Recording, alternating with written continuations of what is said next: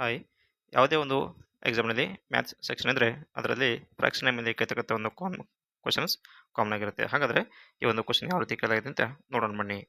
So which of the following fraction is the smallest fraction ಅಂತ ಕೇಳಿದ್ದಾರೆ. So 4 fractions ಕೊಟ್ಟಿದ್ದಾರೆ.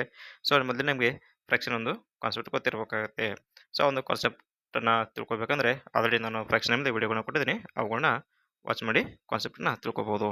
ನೋಡಿ ಸ್ನೇಹಿತರೆ, ಇವುಗಳಲ್ಲಿ ಮೊದಲನೇದೇನಿದೆ ಇಂಪ್ರಾಪರ್ ಫ್ರಾಕ್ಷನ್ ಇದೆ. ಇರುವುದಂಥ ಕೊನೆಯ 3 ಫ್ರಾಕ್ಷನ್ಗಳೇನಿವೆ ಪ್ರಾಪರ್ ಫ್ರಾಕ್ಷನ್ ಇದೆ. ಹಾಗಾದರೆ ಪ್ರಾಪರ್ ಫ್ರಾಕ್ಷನ್ನ ಒಂದು ವ್ಯಾಲ್ಯೂ ನಮಗೆ ಏನಾಗಿರುತ್ತೆ, ಯಾವಾಗಲೂ ಲೆಸ್ ದೆನ್ 1 ಇರುತ್ತೆ.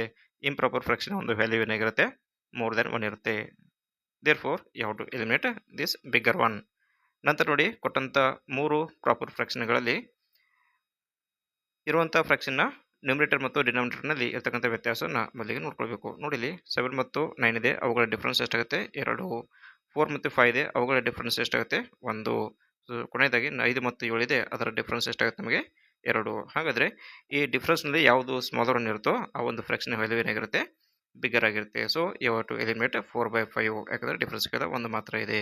ಹಾಗಾದರೆ ಇನ್ನುಳಿದಂಥ 2 ಫ್ರಾಕ್ಷನಲ್ಲಿ ಡಿಫ್ರೆನ್ಸ್ ಎಷ್ಟಿದೆ, ಇಲ್ಲಿ ಸೇಮ್ ಇದೆ. ಹಾಗಾದರೆ ಇವುಗಳನ್ನ ಕಂಪ್ಯಾರಿಸನ್ ಮಾಡೋಕೆ ನಾವು ಏನು ಮಾಡ್ತೀವಿ, just you have to cross multiply. ನೋಡಿ 7/9 ಇದೆ, ಲಾಸ್ಟ್ ಫ್ರಾಕ್ಷನ್ ಏನಿದೆ ನಮಗೆ ಇಲ್ಲಿ 5/7 ಇದೆ. ಸೊ ಈ ಕ್ರಾಸ್ ಮಲ್ಟಿಪ್ಲೈ ಮಾಡಿದಾಗ ನಮ್ಮ ಕಡೆ ನಮಗೆ ಯಾವ ಕಡೆಗೆ ಸ್ಮಾಲರ್ ಒನ್ ಬರುತ್ತೋ that fraction is the smallest ಅಂತೇಳಿ. ನೋಡಿ 9 5s are 45, 7 7s are 49. Therefore 45 is the smaller than 49. ಹಾಗಾದರೆ ನಮ್ಮ ಒಂದು ಆನ್ಸರ್ ಯಾವುದು, smallest fraction among these 4 fractions is 5/7. ಸ್ನೇಹಿತರೆ, if you like the video and concept, please like, share and subscribe my channel. Welcome to Higher Math. Thank you for watching.